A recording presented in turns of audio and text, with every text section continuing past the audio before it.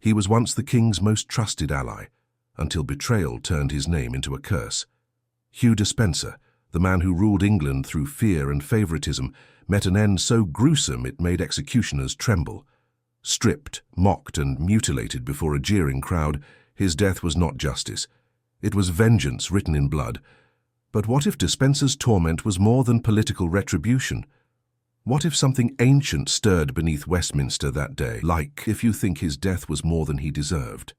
Comment: if cruelty ever becomes justice, and subscribe for the final twist that history tried to bury with his bones. The morning mist clung to the cobblestones of Westminster like ghostly fingers, as if the very stones themselves remembered the blood that had once flowed between them. In the year 1326, England trembled under a crown worn by a man whose mind had begun to fracture like glass beneath the weight of absolute power. Edward II sat upon his throne, his pale hands gripping the armrests with such force that his knuckles had turned white as bone, while his eyes held the wild gleam of a monarch who had forgotten the difference between justice and vengeance.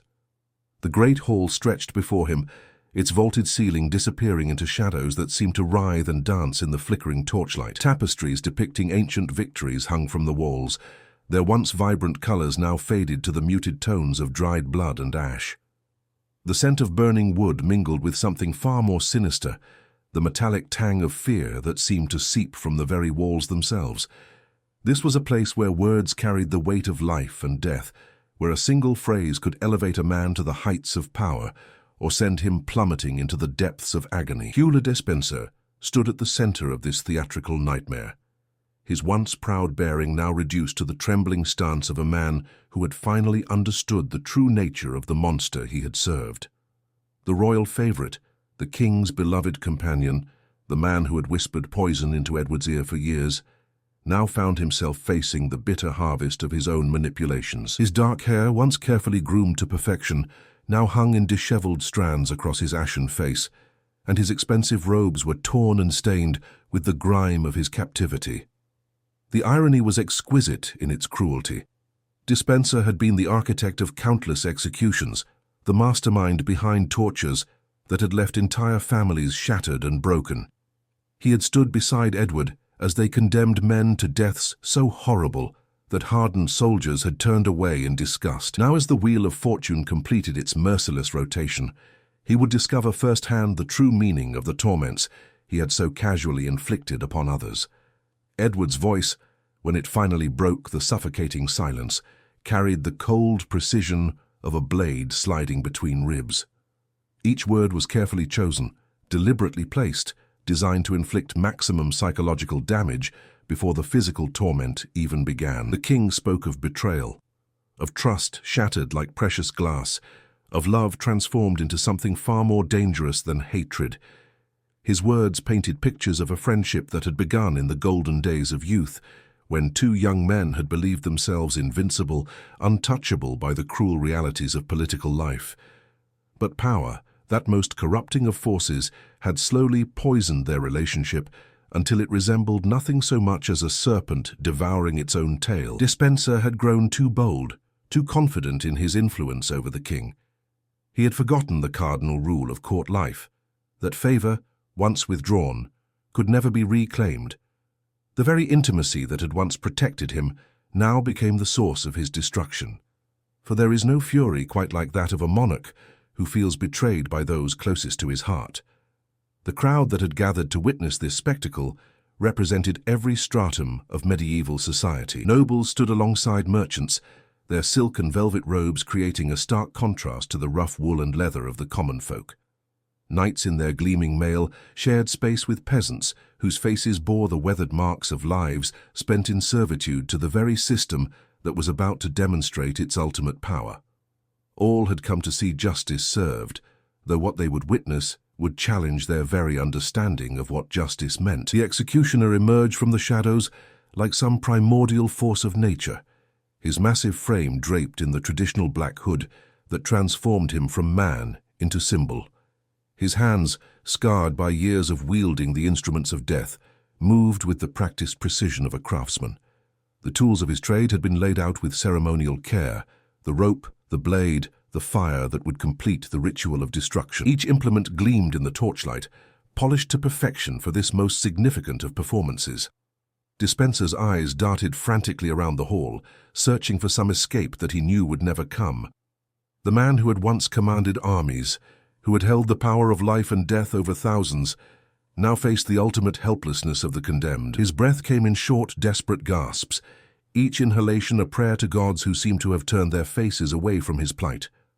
The realization of his complete powerlessness settled over him like a suffocating shroud, and for the first time in his life, Hugh Despenser understood what it meant to be truly afraid. The ritual began with the reading of the charges, each accusation delivered with the weight of divine judgment. Treason, corruption, murder, abuse of power. The litany of crimes painted a portrait of a man who had used his position to inflict suffering on an unprecedented scale. As each charge was read aloud, members of the crowd began to call out the names of those who had suffered under Despenser's reign of terror.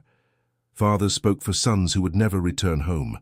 Mothers wept for daughters whose lives had been cut short by the favorite's cruelty. The psychological torture was as carefully orchestrated as the physical punishment that would follow. Edward had decreed that Despenser would be forced to confront the full scope of his crimes before paying the ultimate price. Witnesses were brought forward to testify about the horrors they had endured, their voices creating a symphony of suffering that echoed through the great hall like the lamentations of the damned. Each testimony was a nail in the coffin of Despenser's reputation, a deliberate destruction of the carefully constructed image he had spent years building. But Edward's true genius lay not in the public humiliation of his former favorite, but in the personal nature of the betrayal he felt. The king spoke of late-night conversations, of secrets shared in the darkness of private chambers, of plans made and dreams shattered. He revealed the intimate details of their relationship with the calculated precision of a surgeon wielding a scalpel, each revelation designed to cut deeper than the last. The assembled crowd listened in fascination as their monarch laid bare the corrupted heart of medieval court politics. The physical preparation for the execution was carried out with theatrical precision.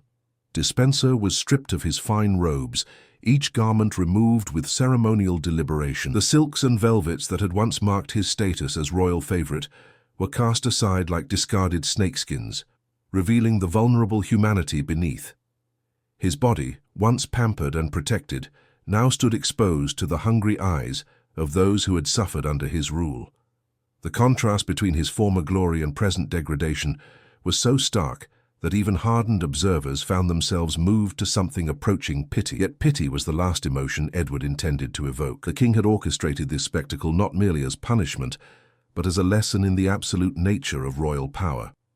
Every detail had been planned with the meticulous care of a master playwright, every moment designed to reinforce the message that no one, no matter how favored or how intimate with the crown, stood beyond the reach of royal vengeance. The stripping of Despenser's garments was not merely practical but symbolic, a ritual removal of all the trappings of power and privilege that had once protected him from the consequences of his actions. The first stage of the punishment began with the traditional hanging, though this was designed not to kill but to bring the condemned to the very edge of death. The rope was placed around Despenser's neck with almost gentle care, as if the executioner were tucking a child into bed rather than preparing to strangle the life from a man's body.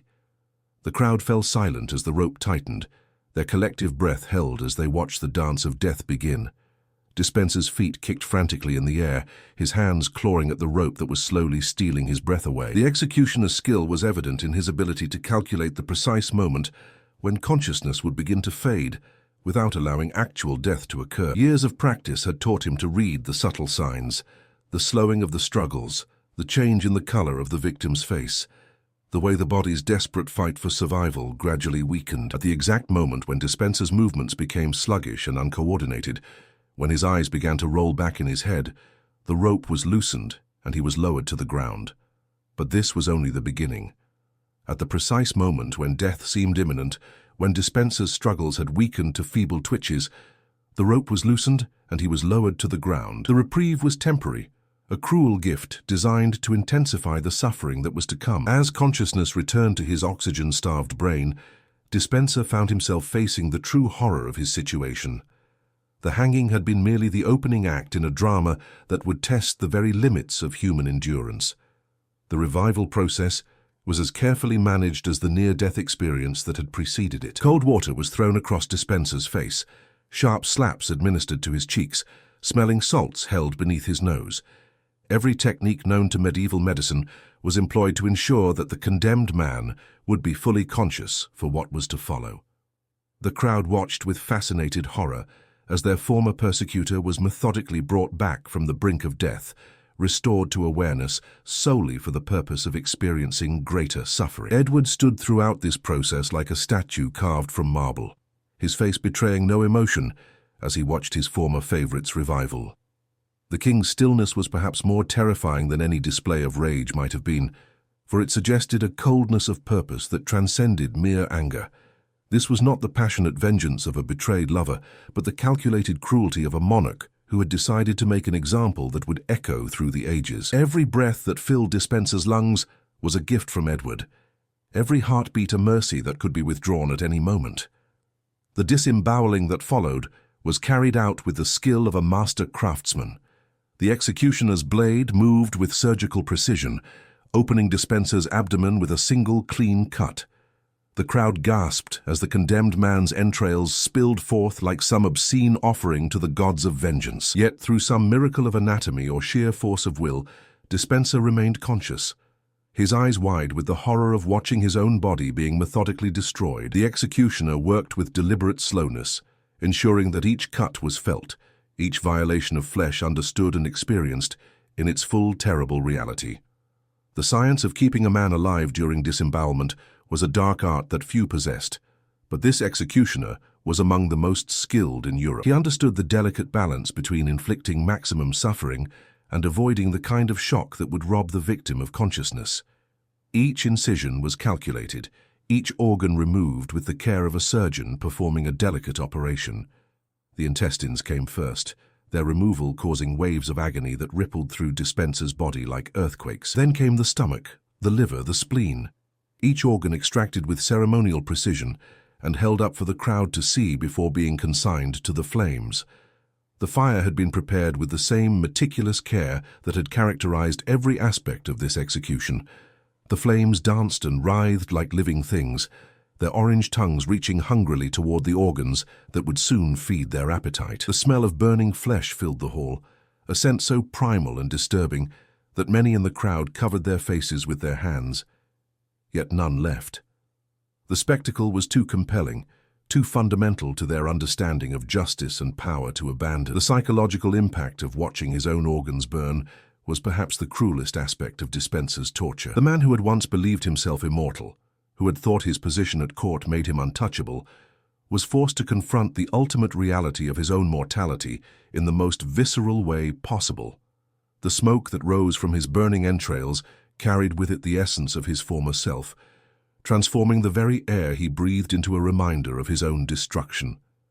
As Despenser's entrails were fed to the flames, the psychological dimension of his torture reached its crescendo. The man who had once believed himself untouchable was forced to watch his own body being consumed by fire, to smell his own flesh burning, to understand in the most visceral way possible that his earthly existence was coming to an end. The executioner maintained eye contact throughout the process, his gaze steady and professional, as if he were conducting some sacred ritual rather than committing an act of almost unimaginable brutality. The crowd's reaction to this spectacle revealed the complex relationship between civilization and savagery that characterized medieval society.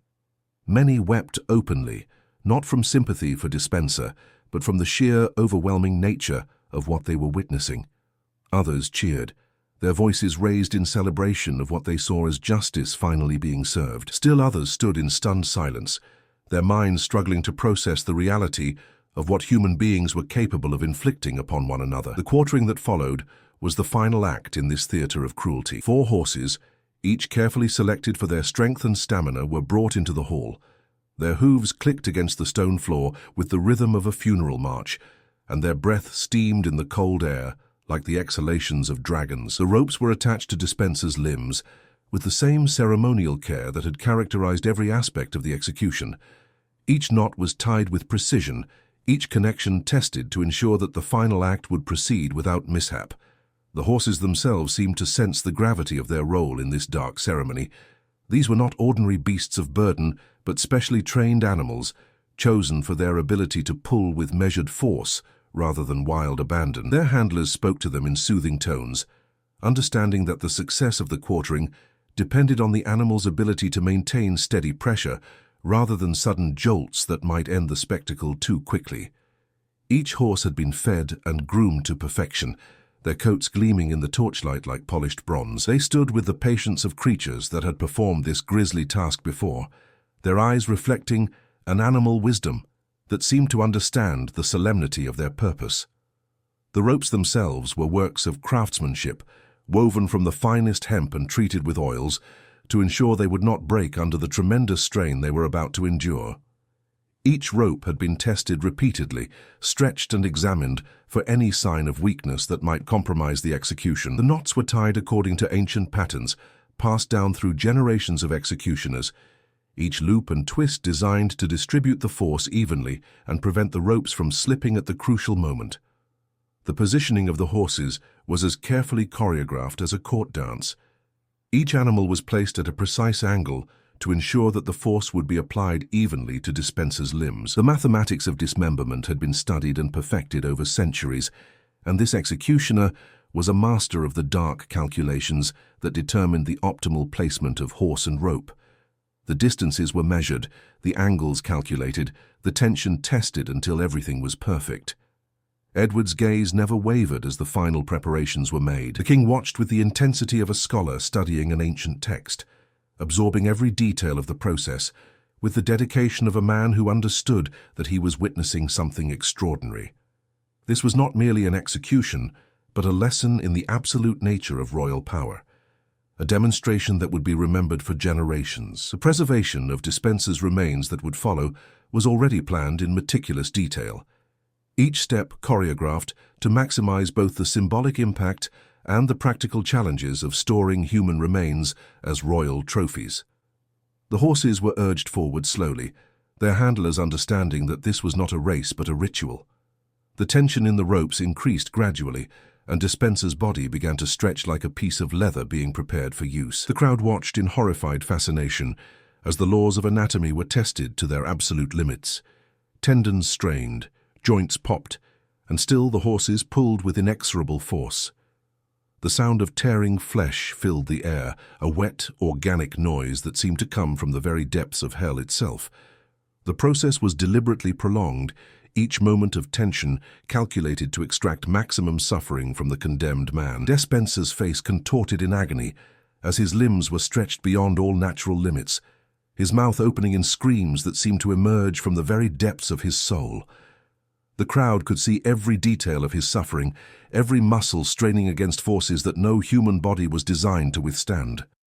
His eyes, wide with terror and pain, darted frantically between the horses that were slowly tearing him apart, as if seeking some impossible escape from his fate. The handlers of the horses moved with the precision of a military unit, their commands delivered in whispered tones that carried the weight of years of experience. They understood the delicate balance required to maintain the spectacle without allowing it to end too quickly. Each horse was urged forward in small increments. The tension increased gradually until Despenser's body resembled a grotesque musical instrument stretched between 4 points. The crowd held its collective breath as the moment of ultimate destruction approached, their eyes fixed on the condemned man's face as it registered the full horror of what was happening to him. When the inevitable moment finally arrived, when human anatomy could endure no more, Despenser's body came apart with a sound like ripping cloth multiplied 1,000-fold. The 4 pieces of his corpse fell to the ground with wet thuds that echoed through the hall like the closing of heavy doors. Each limb landed in a different corner of the space, as if the hall itself had been designed to accommodate this particular form of destruction. The torso, what remained of the man who had once stood beside the king as his most trusted advisor, lay in the center of the space like some grotesque centerpiece, its surface gleaming wetly in the torchlight. Blood pooled around the remains, creating abstract patterns on the stone floor that resembled nothing so much as some hellish form of art. The crimson liquid spread slowly across the ancient stones, filling the cracks and crevices that had been worn by centuries of royal ceremonies. The contrast between the elegant surroundings and the brutal reality of what had just occurred created a sense of surreal horror that would haunt the memories of all who witnessed it. This was the throne room of England, the seat of royal power and divine authority, now transformed into an abattoir by the will of a king who had forgotten the boundaries between justice and madness. But Edward's vengeance was not yet complete.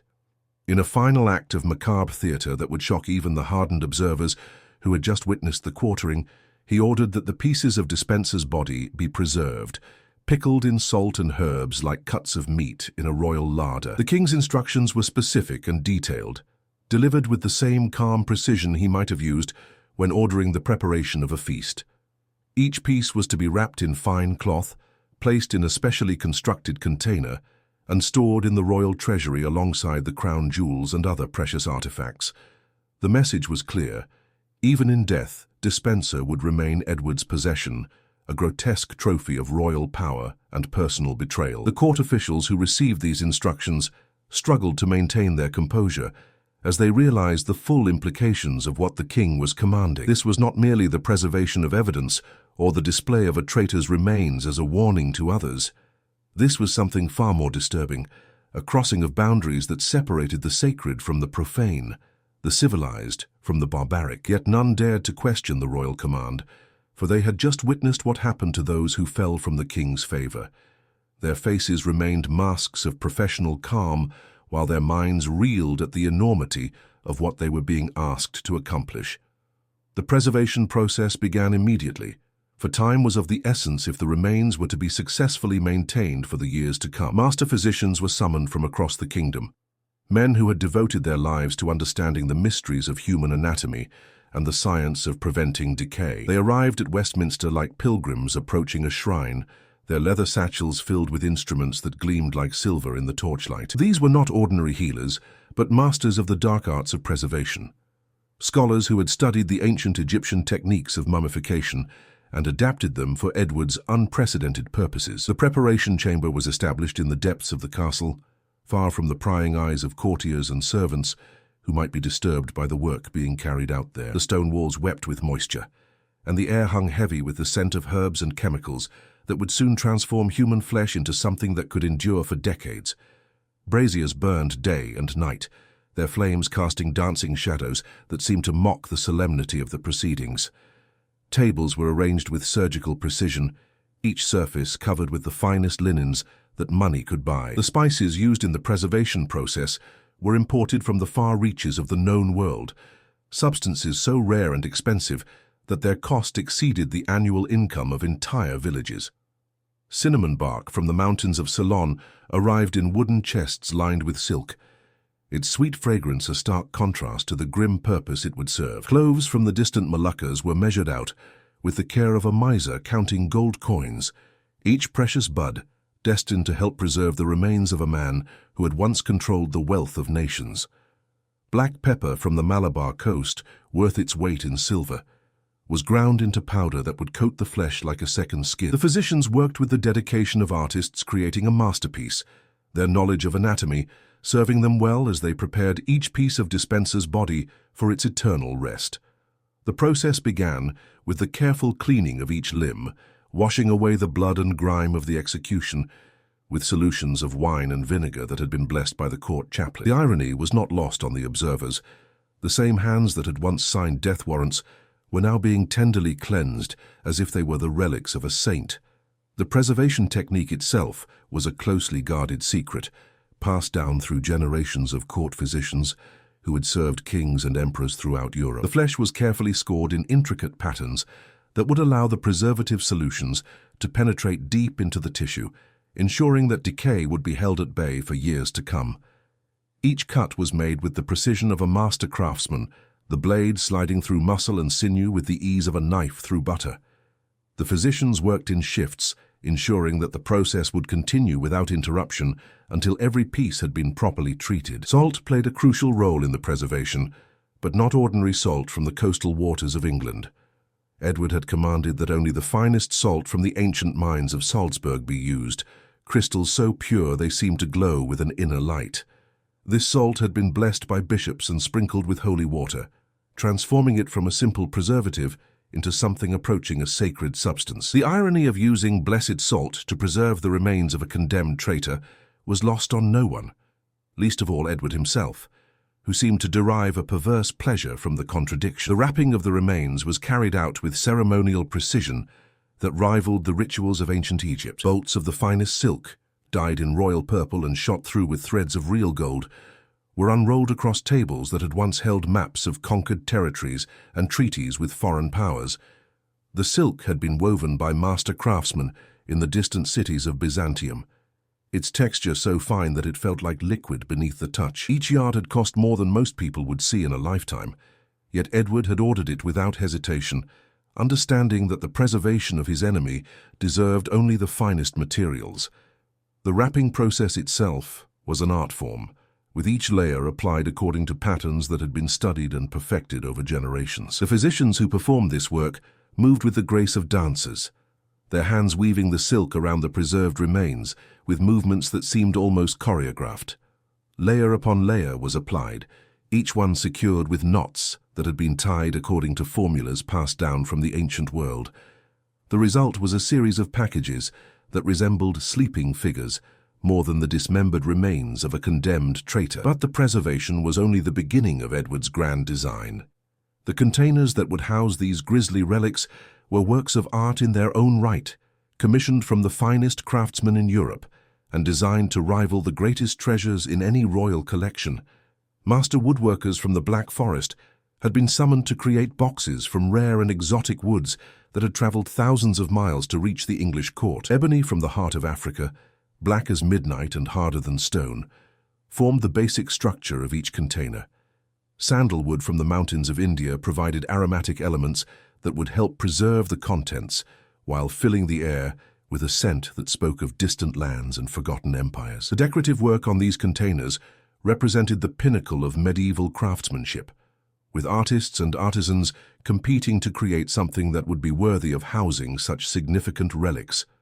Master goldsmiths worked for months to create the intricate inlays that covered every surface, their tiny hammers creating patterns so complex they seemed to move and shift in the changing light. The gold used in these decorations was of the highest purity, refined through processes that removed every trace of base metal until only the purest essence remained. Precious stones from every corner of the known world were selected and set into patterns that told the story of Despenser's rise and fall through symbolic imagery. The mythological scenes that decorated the containers were chosen with careful attention to their symbolic meaning, each one representing a different aspect of Despenser's relationship with the king and his ultimate fate. One container bore the image of Icarus falling from the sky, his wax wings melting as he flew too close to the sun of royal favor. The figure was rendered in exquisite detail, every feather of his wings carefully crafted from sheets of gold so thin they seemed to flutter in the slightest breeze. The expression on Icarus's face captured perfectly the moment of realization when he understood that his ambition had doomed him, a mirror of the terror that had filled Despenser's eyes in his final moments. Another container depicted the myth of Prometheus, the titan who stole fire from the gods and was condemned to eternal torment for his transgression. The scene showed the moment when the eagle descended to tear at Prometheus's liver, a punishment that would be repeated for all eternity. The symbolism was clear. Just as Prometheus had overstepped his bounds and faced divine retribution, so too had Despenser challenged authority that was beyond his reach. The eagle was rendered with such skill that its eyes seemed to follow the observer, a reminder that the punishment for challenging divine authority was both terrible and eternal. The third container bore the image of Tantalus, the king who was condemned to eternal hunger and thirst in the underworld. The scene showed him reaching for fruit that retreated from his grasp, while water receded whenever he tried to drink. This represented Despenser's futile attempts to grasp power that was always just beyond his reach, his endless hunger for authority that could never be satisfied. The frustration and desperation on Tantalus's face perfectly captured the essence of political ambition carried too far, a warning to all who might consider following in Despenser's footsteps. The fourth and final container depicted the story of Actaeon, the hunter who was transformed into a stag and torn apart by his own hounds as punishment for gazing upon the goddess Diana while she bathed. This myth represented the ultimate consequence of seeing too much, of witnessing secrets that were meant to remain hidden. Despenser had been privy to the most intimate details of Edward's reign, had shared in secrets that should have remained between the king and God alone. His transformation from trusted advisor to hunted prey mirrored Actaeon's fate, a reminder that proximity to divine power always carried the risk of destruction. The creation of these containers required the coordination of dozens of skilled craftsmen, each one a master of his particular trade. Woodworkers shaped the basic structures with tools that had been passed down through generations, their hands guided by knowledge that could not be learned from books. Metalworkers created the intricate inlays that covered every surface, their hammers ringing out a rhythm that seemed to echo through the very stones of the castle. Gem cutters selected and prepared the precious stones that would provide the final touches, each one chosen for its symbolic significance as well as its beauty. The workshop where these containers were created became a place of almost religious significance, where the finest artisans in Europe gathered to create something that had never been attempted before. The air was thick with the scent of exotic woods and precious metals, while the sound of hammers and chisels created a symphony of craftsmanship that could be heard throughout the castle. Visitors to the workshop spoke in hushed tones, understanding that they were witnessing the creation of something that would endure for centuries, a permanent reminder of royal power and its ultimate expression. The completion of the containers marked a turning point in the preservation project, transforming what had begun as an act of vengeance into something approaching a work of art. Each box was a masterpiece in its own right, worthy of housing the most precious relics in Christendom. The fact that they were destined to contain the remains of a condemned traitor only added to their power as symbols of royal authority. Edward had transformed death itself into another instrument of his will, proving that even the grave could not provide an escape from royal displeasure. The installation of these containers in the royal treasury required careful planning and preparation, for they were destined to share space with the most precious artifacts in the kingdom. The treasury itself was a marvel of medieval architecture, its vaulted ceiling supported by columns that had been carved from single blocks of marble. The walls were lined with niches that held crowns, scepters, and other symbols of royal authority, each one carefully positioned to catch and reflect the light from the oil lamps that burned continuously throughout the space. The placement of Despenser's containers among these treasures created a bizarre juxtaposition that seemed to mock the very concept of royal dignity. Crowns that had been worn by kings for centuries now shared space with boxes containing the preserved remains of a traitor. Scepters that had symbolized divine authority stood next to containers that held flesh pickled in brine. The contrast was so stark that even the guards who watched over the treasury found themselves struggling to maintain their composure when their duties brought them close to these grotesque relics. The psychological impact on those who worked in the treasury was immediate and profound. Guards who had spent years in the service of the crown, men who had sworn oaths to protect the most sacred symbols of royal authority, now found their duties expanded to include the protection of something that challenged their very understanding of what royalty meant. The presence of Despenser's remains among the crown jewels transformed the treasury from a shrine to royal power into something far more complex and disturbing. The daily routine in the treasury underwent a fundamental change as the staff adapted to the presence of these new additions to the royal collection. The containers required constant monitoring to ensure that the preservation was proceeding as intended, with specially trained servants checking the seals and examining the wrappings for any sign of deterioration. These inspections were carried out with the same precision and ceremony that characterized the maintenance of the crown jewels, creating a ritual that seemed to elevate the preserved remains to the status of royal relics.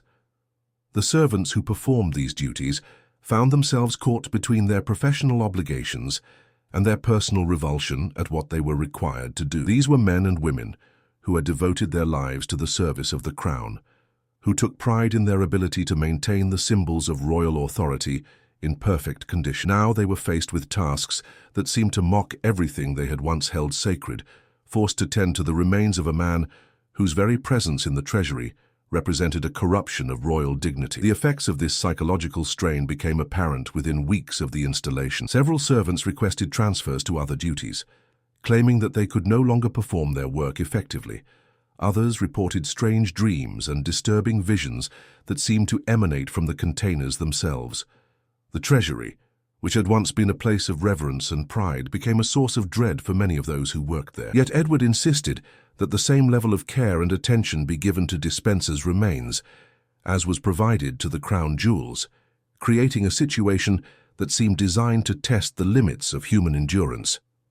The king's own relationship with these preserved remains became a source of fascination and horror for those who observed him during his frequent visits to the treasury. Edward would spend hours standing before the containers, his face betraying no emotion, as he contemplated the fate of his former favorite.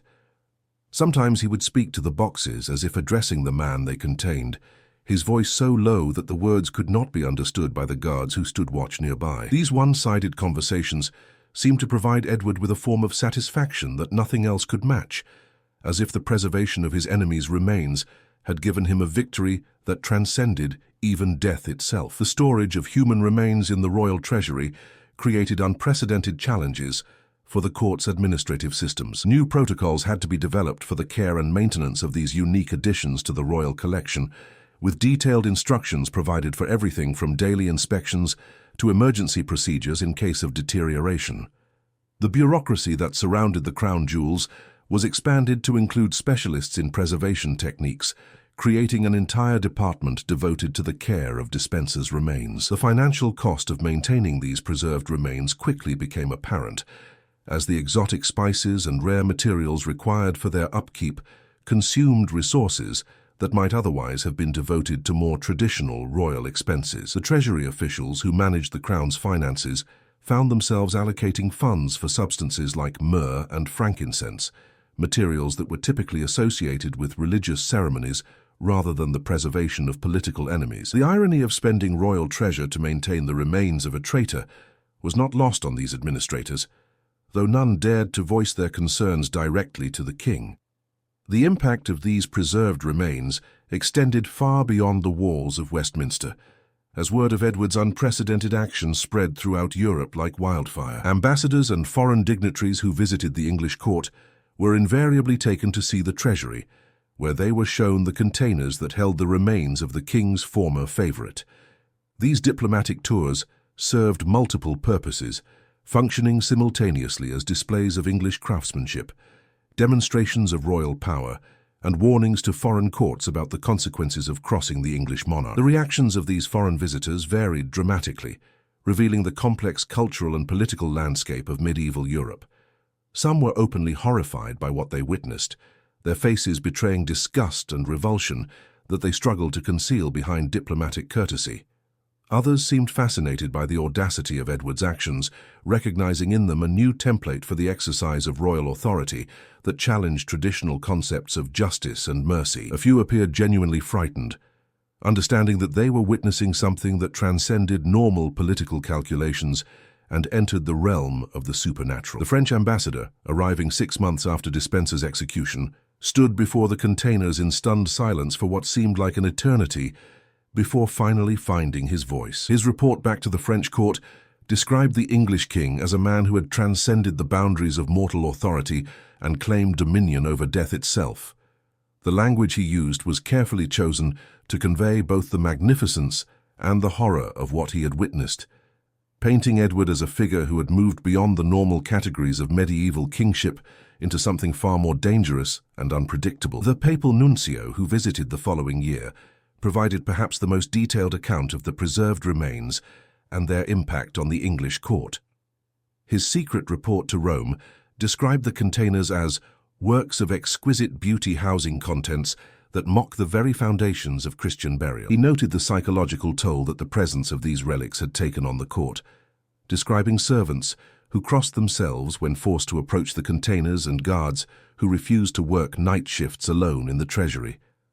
His recommendation to the Pope was that Edward be declared anathema and his kingdom placed under interdict, though political considerations prevented such drastic action from being taken. The German princes who visited Westminster during the winter of 1327 provided perhaps the most insightful analysis of Edward's psychological state and the broader implications of his actions. Their collective report described the English king as a man who had discovered new territories of power previously known only to God himself. They recognized that the preservation of Despenser's remains represented more than mere vengeance. It was a theological statement about the nature of royal authority that challenged the very foundations of medieval political theory. These diplomatic encounters served to spread Edward's reputation throughout Europe, transforming him from a relatively minor English king into a figure of continental significance. The story of the preserved advisor became a cautionary tale told in courts from Portugal to Poland, a reminder that royal power could take forms that transcended traditional understanding. The containers themselves became symbols of a new kind of monarchy, one that recognized no boundaries between the sacred and profane, between life and death, between justice and horror. The domestic impact of these preserved remains proved equally significant, as English nobles struggled to adapt to a new reality in which death no longer provided an escape from royal displeasure. The traditional concept of noble privilege, which had previously offered some protection against the worst excesses of royal anger, now seemed meaningless in the face of Edward's demonstrated willingness to extend punishment beyond the grave. Courtiers who had once competed eagerly for royal favor now found themselves questioning whether such attention was truly desirable. The psychological transformation of the English court was perhaps most evident in the behavior of those who had been closest to Despenser during his rise to power. Former allies who had benefited from his influence now lived in constant fear that they might be next, while enemies who had opposed him found themselves walking carefully lest they be perceived as celebrating his fate too openly. The preservation of his remains served as a constant reminder that no one was beyond the reach of royal vengeance, creating an atmosphere of perpetual anxiety that affected every aspect of court life. The religious implications of Edward's actions created particular challenges for the English Church, which found itself forced to navigate between theological principle and political necessity. The traditional Christian concept of burial as a sacred act that allowed the soul to find peace was fundamentally challenged by the preservation of Despenser's remains. Priests and bishops struggled to provide guidance to their flocks about how to understand actions that seemed to violate basic principles of human dignity while being carried out by a king who claimed to rule by divine right. The Archbishop of Canterbury found himself in an especially difficult position, as he was expected to provide both spiritual guidance and political support to a monarch whose actions seemed to challenge the very foundations of Christian teaching. His private correspondence reveals a man torn between his duty to the crown and his obligations to God, struggling to find theological justification for actions that seemed to mock the most basic principles of Christian burial. His eventual decision to remain silent on the matter spoke volumes about the political realities of medieval England and the limits of ecclesiastical power when faced with determined royal will. The preservation techniques employed on Despenser's remains became the subject of intense study by physicians and scholars throughout Europe, as word spread of the unprecedented success achieved by Edward's court physicians. The methods used to prevent decay while maintaining the recognizable appearance of human remains represented a significant advance in the science of preservation, building upon ancient Egyptian techniques while incorporating new understanding of anatomy and chemistry. Universities from Paris to Bologna sent delegations to study these methods, recognizing their potential applications beyond the realm of political vengeance. The knowledge gained from this gruesome experiment would eventually contribute to advances in medical science as physicians learned new techniques for preserving anatomical specimens for study. The irony that Despenser's dismemberment and preservation would contribute to the advancement of human knowledge was not lost on contemporary observers, who saw in it a perfect example of how evil could inadvertently serve good purposes. The detailed records kept by Edward's physicians became valuable resources for future generations of medical scholars, their precise documentation of preservation techniques providing insights that would benefit humanity for centuries to come. The economic impact of maintaining these preserved remains created unexpected challenges for the royal treasury, as the exotic materials required for their upkeep consumed resources that might otherwise have been devoted to more traditional royal expenses. The spices alone cost more than many noble families spent in an entire year, while the specialized containers required periodic maintenance that demanded the services of the finest craftsmen in Europe. Treasury officials found themselves developing entirely new categories of expenditure, creating bureaucratic procedures for managing costs that had no precedent in royal accounting practices. The employment opportunities created by this unprecedented project attracted artisans and specialists from across the known world, as word spread of the generous payments offered for expertise in preservation techniques. Master embalmers from Egypt arrived with ancient secrets passed down through generations of practitioners, while spice merchants from Asia competed to provide the rarest and most effective preservatives. The English court became a magnet for anyone with knowledge of techniques that might contribute to the success of Edward's grand experiment, creating a bizarre international community of scholars and craftsmen united by their involvement in this macabre undertaking. The security measures required to protect these valuable and controversial relics created additional complications for the already complex administration of the royal treasury.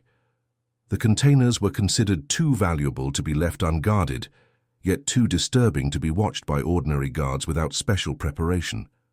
A special unit of treasury guards was established, composed of men who had been carefully selected for their psychological stability and unwavering loyalty to the crown. These guards underwent extensive training designed to prepare them for the unique challenges of protecting relics that were simultaneously precious and horrifying. The daily routine of these specialized guards became a subject of fascination for court observers, who noted the elaborate rituals they developed to cope with their unusual duties. Each shift began with prayers designed to strengthen the guards' resolve and protect them from any supernatural influences that might emanate from the preserved remains. The guards moved through their duties with mechanical precision, following procedures that minimized their exposure to the containers, while ensuring that security was never compromised. Many reported strange dreams and disturbing visions, though whether these were the result of psychological stress or supernatural intervention remained a matter of debate. The impact on the guards' families became another source of concern for court administrators, as wives and children struggled to understand husbands and fathers who returned home each day from duties they could not fully explain. The oath of secrecy that bound all treasury personnel prevented detailed discussion of their work, creating a barrier between the guards and their loved ones that placed additional strain on relationships already tested by the psychological demands of their profession. Several guards requested transfers to other duties, though most were denied due to the difficulty of finding suitable replacements. The seasonal maintenance of the preserved remains created recurring challenges that required careful planning and coordination. The changing temperatures and humidity levels throughout the year affected the preservation process, requiring adjustments to the materials and techniques used to maintain the remains. Spring brought concerns about increased moisture that might compromise the wrappings, while summer heat required additional measures to prevent deterioration. Autumn demanded preparation for winter storage, while the cold months brought their own set of challenges related to the brittleness of preserved materials in low temperatures. The development of these seasonal protocols required extensive experimentation and observation, as Edward's physicians worked to understand how environmental factors affected their preservation techniques. Detailed records were kept of every change in temperature and humidity, along with careful documentation of any effects observed on the preserved remains. This scientific approach to what was essentially a political project reflected the growing influence of empirical observation in medieval scholarship, as practitioners sought to understand natural phenomena through systematic study rather than relying solely on ancient authorities. The anniversary of Despenser's execution became an annual event of particular significance in the English court, marked by ceremonies that seemed designed to renew and reinforce the power of the preserved remains as symbols of royal authority. Edward would spend the entire day in the treasury, surrounded by the containers that held his former favourite's remains, engaging in private rituals that no one else was permitted to witness. Courtiers spoke in whispers of the strange sounds that emanated from the treasury during these annual vigils, though none dared to approach close enough to understand what was actually taking place. These anniversary observances served multiple purposes within the broader context of Edward's reign, functioning simultaneously as personal catharsis for the king, public demonstrations of royal power, and reminders to potential enemies of the consequences of betrayal. The elaborate preparations that preceded each anniversary created a sense of anticipation and dread throughout the court, as everyone from the highest nobles to the lowest servants was reminded of the fate that had befallen the king's former favorite. The psychological impact of these annual renewals ensured that the lesson of Despenser's fate would not be forgotten or diminished by the passage of time. The preservation of Despenser's remains also created unexpected opportunities for political manipulation, as Edward discovered that the threat of similar treatment could be used to control enemies and allies alike. Nobles who might otherwise have been tempted to challenge royal authority found themselves contemplating the possibility that death might not provide an escape from Edward's anger. The knowledge that their own remains might someday join Despenser's in the royal treasury served as a powerful deterrent to potential rebellion, creating a new form of political control that transcended traditional concepts of justice and punishment.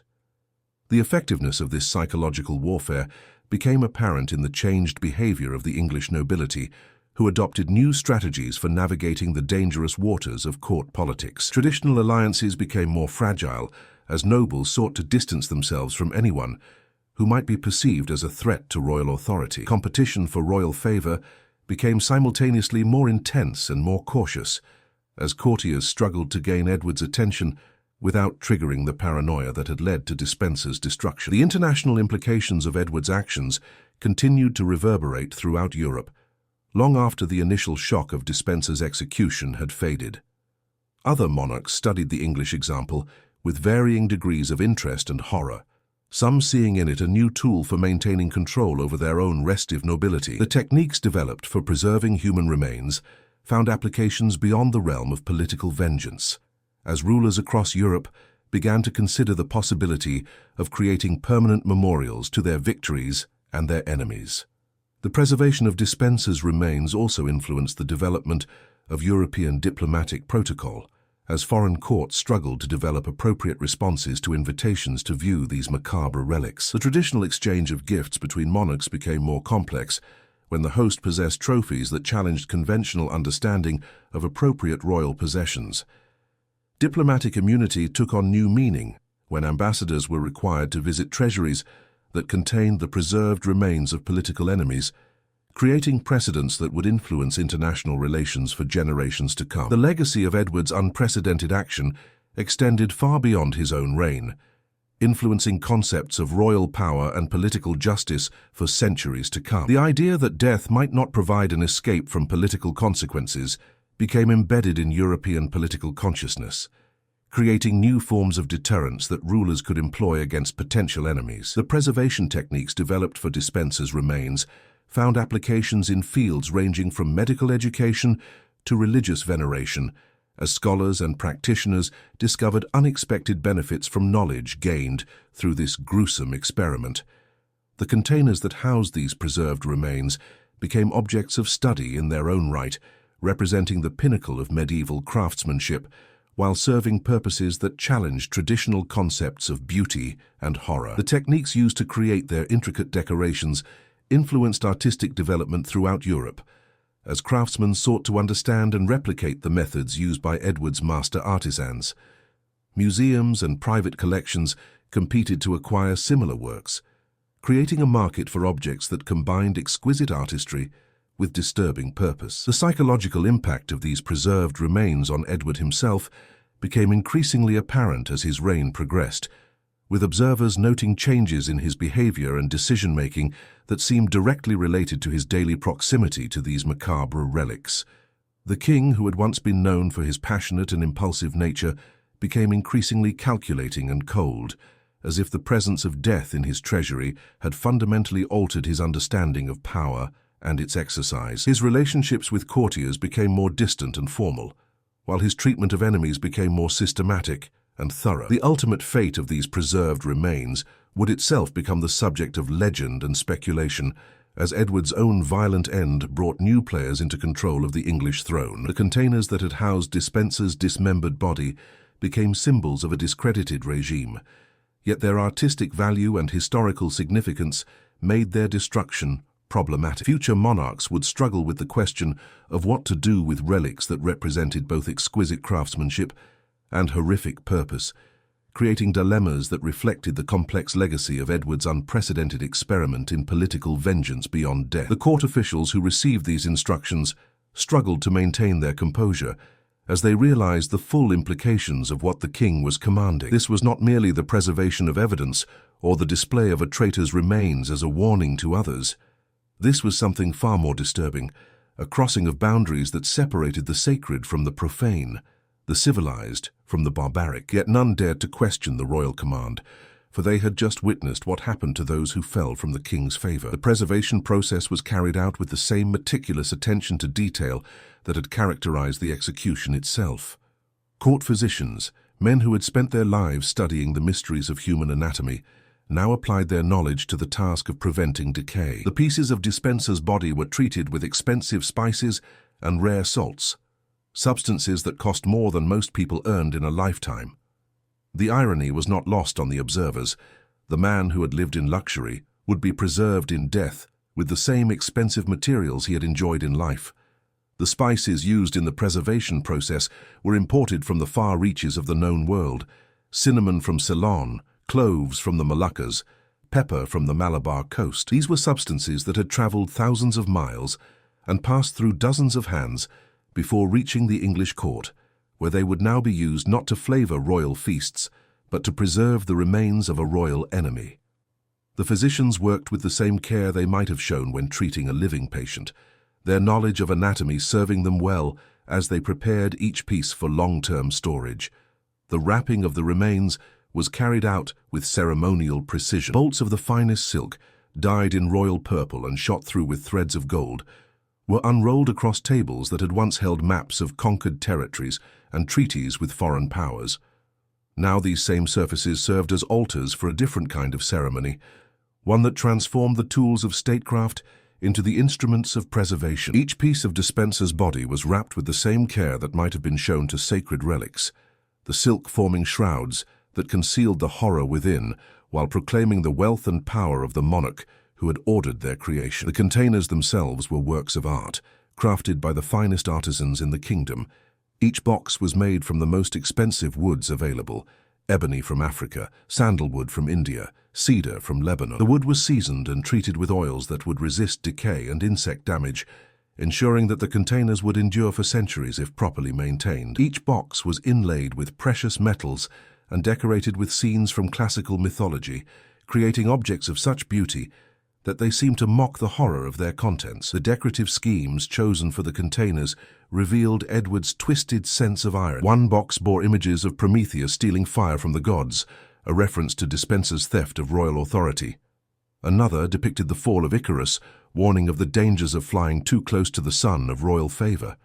A third showed Tantalus reaching for fruit that retreated from his grasp, symbolizing the futility of Despenser's ambitions. These mythological scenes were rendered in precious metals with a skill that rivaled the greatest artworks of the age, transforming each container into a masterpiece that happened to contain the dismembered remains of a traitor. The craftsmanship required to create these containers represented months of work by the most skilled artisans in the kingdom. Goldsmiths hammered out delicate relief sculptures in precious metals, their tiny hammers creating intricate details that could only be appreciated through close examination. Gem cutters selected the finest stones and set them into patterns that caught and reflected the light in ways that made the containers seem to glow with an inner fire. Wood carvers worked with tools so sharp they could shave the finest curls from the exotic hardwoods, creating surfaces so smooth they felt like silk beneath the touch. The juxtaposition of beauty and horror, of artistic achievement and human brutality,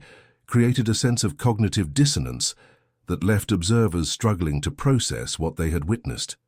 These were not mere storage containers, but reliquaries, designed to hold sacred objects rather than the dismembered remains of a traitor. The artisans who created them were forced to confront the reality that their skills, developed over years of creating objects of beauty and devotion, were now being used to house the products of royal vengeance. The storage of these grisly trophies in the royal treasury created a bizarre tableau that challenged every assumption about the nature of royal power and its relationship to the sacred. Alongside crowns that had graced the heads of kings, scepters that had symbolized divine authority, and jewels that had adorned queens for centuries, now sat the pickled remains of a man who had dared to challenge royal power. Guards who had been entrusted with protecting the kingdom's most precious treasures now found themselves standing watch over pieces of human flesh preserved in brine like provisions for a long sea voyage. The psychological impact on these guards was profound and lasting. These were men who had sworn oaths to protect the symbols of royal authority and divine sanction, who had dedicated their lives to preserving the most precious artifacts of the realm. Now they found themselves transformed from protectors of beauty into guardians of horror, their daily duties including the maintenance and protection of objects that represented the darkest aspects of royal power. Many requested transfers to other duties, but Edward insisted that the same guards who protected his crown jewels should also watch over his preserved enemy. The treasury itself underwent a transformation as fundamental as that experienced by its guardians. What had once been a sanctuary of beauty and power, a place where visitors could marvel at the accumulated wealth of generations of monarchs, now became something far more complex and disturbing. The presence of Despenser's remains among the crown jewels created an atmosphere of unease that pervaded the entire space. Visitors reported feeling watched, as if the preserved remains retained some spark of consciousness that observed their movements through the treasury. Edward's decision to preserve Despenser's remains reflected something deeper than mere vengeance. It spoke to a fundamental shift in the king's understanding of power and its relationship to mortality. By keeping the pieces of his former favorite's body, Edward was asserting his dominion not just over life and death, but over the very essence of human existence. He had become, in his own mind, a godlike figure capable of transcending the natural order of things. Death, that great equalizer, had been bent to his will and transformed into another instrument of royal authority. The theological implications of this act were not lost on the clergy who served at court. The preservation of human remains was traditionally associated with the veneration of saints, the recognition of holy men and women whose physical bodies retained sacred power even after death. By applying these same techniques to the remains of a condemned traitor, Edward was making a statement about the nature of his own authority that bordered on blasphemy. He was claiming for himself the power to determine not just who lived and died, but who deserved the kind of preservation normally reserved for the holiest figures in Christendom. The psychological effects of this decision rippled throughout the court, like stones thrown into still water. Courtiers who had once competed eagerly for the king's favor now found themselves wondering if such attention was truly desirable. The example of Despenser served as a constant reminder that royal friendship could transform into royal enmity with terrifying speed, and that the consequences of falling from grace had become more horrific than ever before. The preserved remains, stored in their beautiful containers, became symbols of the ultimate price of political ambition. Every time someone entered the treasury, they were confronted with the physical evidence of what could happen to those who overreached their bounds. The containers sat among the crown jewels like memento mori, reminders of mortality that seemed to mock the pretensions of all who gazed upon them. Visitors from foreign courts were invariably taken to see these grotesque relics, their reactions carefully observed by Edward's spies and reported back to the king. The terror and revulsion that crossed the faces of these diplomats provided Edward with a satisfaction that seemed to grow with each passing day. The servants tasked with maintaining these grotesque relics found their duties transformed into something approaching a religious observance. They approached the containers with a mixture of reverence and horror, understanding that they were tending to more than mere remains. They were caring for symbols of royal power that transcended the normal boundaries of life and death. The cleaning and maintenance of the containers became ritualized activities, carried out with the same precision and ceremony that characterized other aspects of court life. The daily routine of these servants was unlike anything experienced by their counterparts in other royal households. Each morning, they would enter the treasury with cleaning supplies and fresh preservative materials, their faces masks of professional composure that concealed their inner turmoil. The containers had to be checked for signs of deterioration, the seals examined for any evidence of leakage that might compromise the preservation of their contents. The servants learned to work quickly and efficiently, minimizing their exposure to the reminders of what lay within the beautiful boxes they tended. As months passed, the presence of Despenser's remains in the treasury began to take on an almost supernatural quality. Guards reported strange sounds emanating from the containers, whispers and moans that seemed to come from beyond the grave. Whether these phenomena were real or merely the product of overwrought imaginations mattered less than their effect on those who worked in the treasury. The psychological pressure of being surrounded by reminders of mortality and royal vengeance began to take its toll on even the most hardened individuals. The sounds, if they existed at all, were most commonly reported during the darkest hours of the night, when the treasury was lit only by a few flickering candles and the imagination could run wild in the dancing shadows. Guards described hearing soft sobbing, whispered pleas for mercy, and even what sounded like the rustling of silk as if something within the containers was trying to free itself from its wrappings. These reports spread through the castle like wildfire, creating an atmosphere of dread that affected everyone from the lowest scullery maid to the highest court officials. The king himself seemed to derive a peculiar satisfaction from knowing that his former favorite remained under his control even in death. He would sometimes visit the treasury alone, standing before the containers that held Despenser's remains, like a general surveying a conquered battlefield. These private moments revealed the true depth of Edward's psychological transformation. The preservation of his enemy's body had become a form of meditation on power and mortality, a daily reminder of his own godlike authority over the lives and deaths of his subjects. During these solitary visits, Edward would speak to the containers as if addressing the man they contained. Witnesses reported hearing the king's voice through the closed doors of the treasury, though the words themselves were too muffled to understand. Some claimed that these one-sided conversations lasted for hours, with Edward alternately raging and pleading, laughing and weeping, as if reliving the entire arc of his relationship with Despenser from beginning to end. These sessions seemed to provide the king with a cathartic release that nothing else could match. The story of Despenser's execution and preservation spread throughout Europe like wildfire, carried by merchants, pilgrims, and diplomats who had witnessed the events or heard first-hand accounts from those who had been present.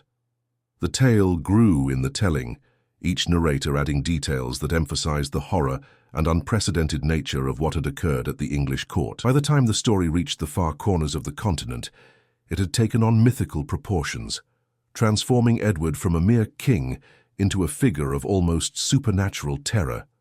Ambassadors and visitors to the English court were invariably taken to see the treasury, where they were shown the containers that held the remains of the king's former favorite. These diplomatic tours served as powerful reminders of what could happen to those who crossed the English monarch, and they undoubtedly influenced the behavior of foreign courts in their dealings with Edward.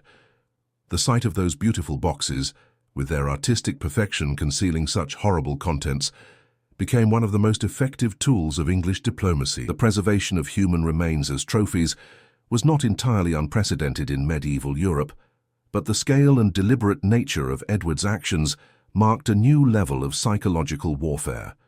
By refusing to allow his enemy the dignity of a proper burial, by transforming death into a continuing punishment, the king had crossed a line that separated traditional justice from something far more sinister. The containers in the treasury became symbols of a new kind of royal power, one that recognized no boundaries between life and death, between the sacred and the profane. Other European monarchs watched these developments with a mixture of fascination and horror, understanding that Edward had created a new template for the exercise of royal authority. Some were tempted to emulate his example, seeing in the preservation of enemies' remains a powerful tool for maintaining control over their own restive nobility.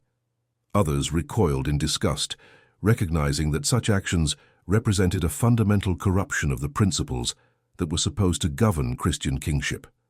Years later, when Edward's own reign came to its violent end, historians would look back on the Despenser execution as a turning point in the king's psychological development. The man who had ordered his favorite's body preserved in jars would himself die under mysterious circumstances, his own remains subject to the same kind of political manipulation he had once employed. The Wheel of Fortune, that great medieval symbol of the temporary nature of earthly power, had completed another revolution, and the king, who had thought himself above the laws of mortality, had discovered that even royal power had its limits. The circumstances of Edward's own death were shrouded in mystery and rumor, but many believed that his fate was directly connected to the precedent he had set with Despenser's preservation.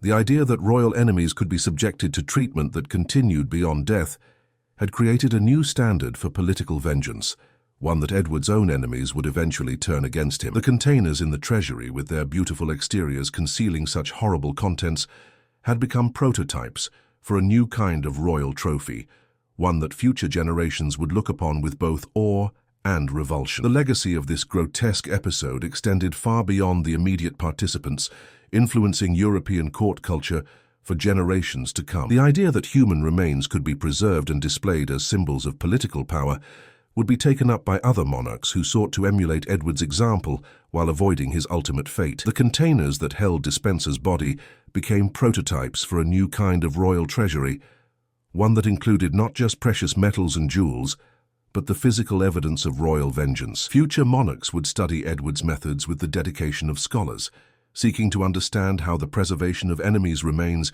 could be used as both a warning to potential rebels and a source of personal satisfaction for the ruler. The techniques developed by Edward's physicians and artisans would be refined and perfected, creating an entire industry devoted to the transformation of death into a continuing instrument of royal power. The beautiful containers that had housed Despenser's remains would inspire countless imitations, each one a testament to the enduring appeal of beauty wedded to horror. The servants and guards who had tended to these macabre relics carried their experiences with them for the rest of their lives, becoming living repositories of a story that was too horrible to forget and too dangerous to tell openly. Their whispered accounts in taverns and marketplaces helped spread the legend of the king, who had kept his enemy's body in jars, transforming a specific historical event into a broader symbol of royal power and its potential for corruption. These men understood better than anyone the true cost of absolute power, having witnessed firsthand how the preservation of Despenser's remains had corrupted not just the king, but everyone who came into contact with them. The containers themselves, those beautiful boxes that held such horrible contents, eventually became museum pieces in their own right. Long after the remains they contained had crumbled to dust, the boxes remained as testament to the strange intersection of art and horror that characterized medieval court life. Visitors to royal collections would marvel at their craftsmanship while shuddering at their intended purpose, struggling to reconcile the beauty of the objects with the gruesome reality of what they had once contained. Modern scholars who have studied these artifacts continue to be amazed by the level of craftsmanship they represent. The techniques used to create the inlays and decorative elements were at the cutting edge of medieval artistry, representing hundreds of hours of work by the most skilled craftsmen of the age. The fact that such beauty was created to house such horror speaks to the complex relationship between art and power that characterized medieval court culture, where the most exquisite objects often served the darkest purposes. In the end, the story of Hugh Despenser's execution and preservation serves as a window into the medieval mind's understanding of power, justice, and mortality. It reveals a world where the boundaries between the sacred and profane, between justice and vengeance, between life and death, were far more fluid than modern sensibilities might suggest. The king who ordered his favorite's body quartered and preserved was not acting from mere sadism, but from a complex understanding of royal authority that encompassed both the physical and spiritual realms. The tale continues to resonate across the centuries because it touches on fundamental questions about the nature of power and its relationship to human dignity. In an age when royal authority was understood to derive from divine sanction, the preservation of an enemy's remains represented more than mere vengeance. It was a theological statement about the king's role as God's representative on earth.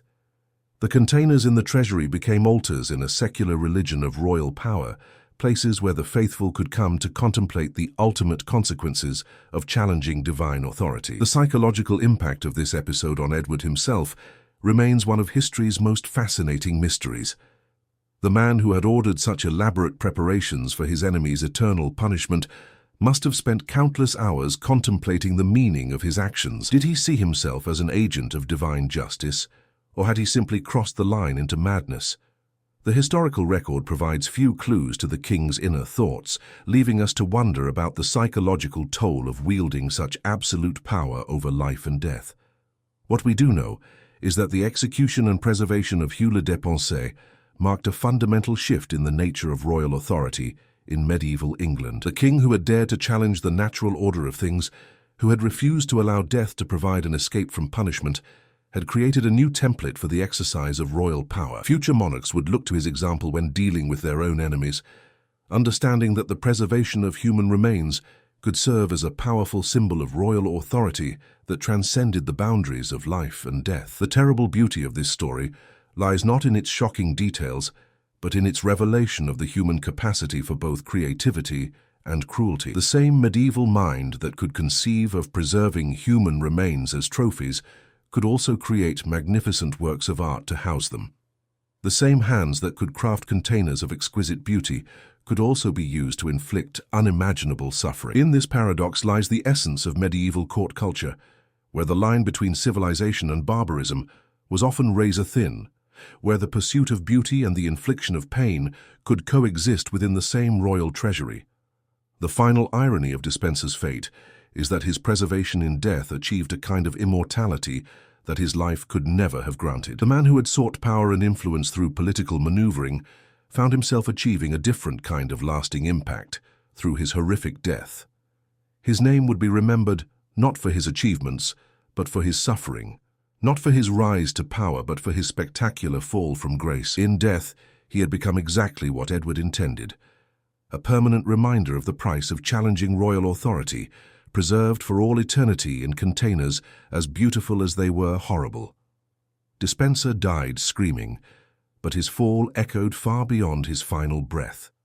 His execution didn't just end tyranny, it exposed the raw violence beneath England's polished crown. What began as a punishment became a spectacle that haunted a nation.